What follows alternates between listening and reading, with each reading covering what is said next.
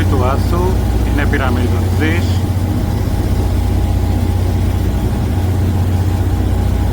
Εδώ καταγράφουμε το φαινόμενο της πυραμίδας, είναι η σκιά του όρους Άθους. Είμαστε στο λιμανάκι της Κήτης της Αγίας Αννάς, μόλις φτάσαμε και σε λίγο ξεκινάει η πεζοπορία. Έχουμε να ανέβουμε στα 2033 μέτρα στην κορφή του Άθου. Είμαστε στο καλύβι του Τιμίου Ζωοδόχου Σταυρού και εδώ βλέπουμε απομεινάρια από έναν αρχαίο κύωνα. Και εδώ ακριβώς δίπλα στον κύωνα βλέπουμε άλλο ένα μαρμάρινο αρχαίο υλικό, το οποίο είτε είναι κύωνας είτε είναι μιλόπετρα. Έχουμε κάνει περίπου 500 μέτρα υψομετρική και συνεχίζουμε. Μια κοπιαστική πεζοπορία. Ανεβαίνουμε σιγά σιγά.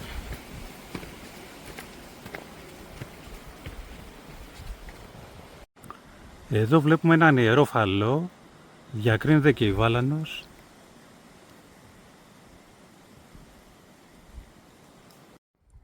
Αρχαίο πηγάδι ή δεξαμενή κιστέρνα.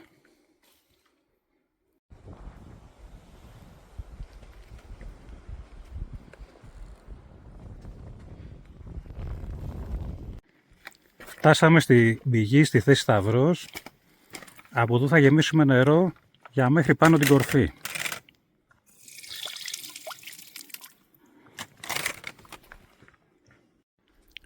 Βλέπουμε τη θέση Σταυρός από ψηλά.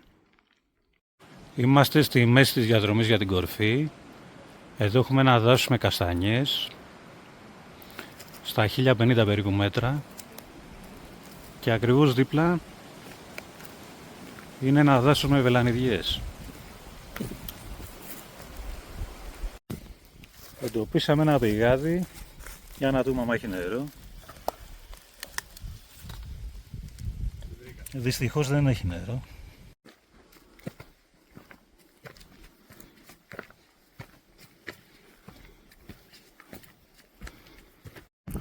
Μόλις φτάσαμε στο εκκλησάκι της Παναγίας, στα 1500 μέτρα περίπου. Θα δούμε λίγο τη θέα κάτω.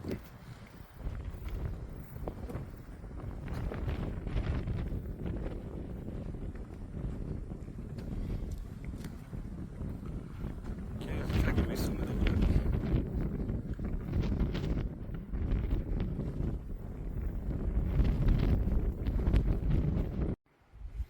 Και μπαίνουμε στο εκκλησάκι της Παναγίας. Εδώ υπάρχει πηγάδι με νερό.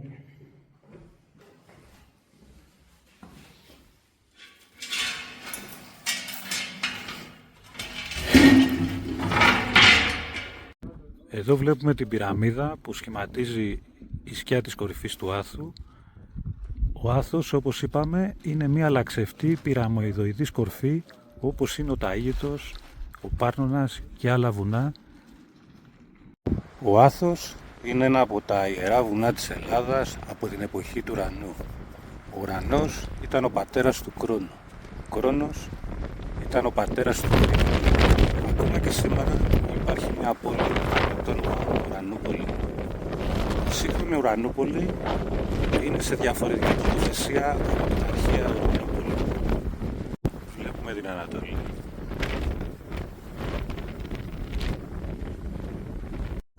Η σκιά της πυραμίδας του Άθου από την Ανατολή. Σε τι ιερό μέρος είμαστε. Μπαίνουμε στο ύψος που είναι τα σύννεφα. Σε λίγο θα είμαστε μέσα στα σύννεφα.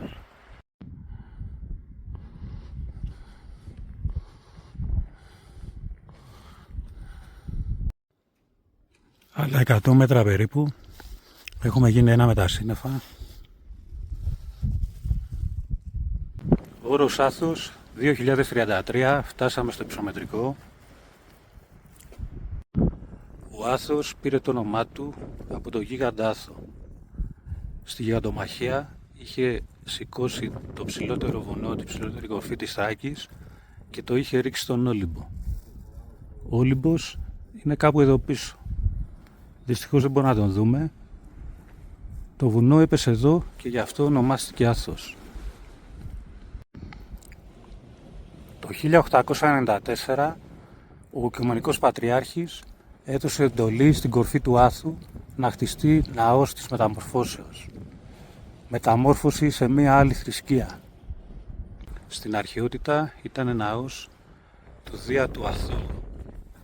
Όποιος ερχόταν εδώ πάνω και έκανε θυσία στο βωμό, έπαιρνε άφεση αμαρτιών για τα κρίματά του και λεγόταν αθώος. Εδώ είναι η κορφή της πυραμίδας. Σήμερα υπάρχει ένας σταυρός. Στην αρχαιότητα, σύμφωνα με τον Πλούταρχο και τον Αναξίμαδο, υπήρχε χρυσελεφάντινο άγαλμα του Δία. Τα μάτια του αγάλματος ήταν δύο μπριλάτια, τα οποία γυαλίζανε από χιλιόμετρα μακριά και έδιναν στίγμα στους ναυτικούς ότι περνάνε από τον Άθο. Η ώρα είναι 1, είμαστε στην κάθοδο, η αποστολή επιτέχθη και συνεχίζουμε.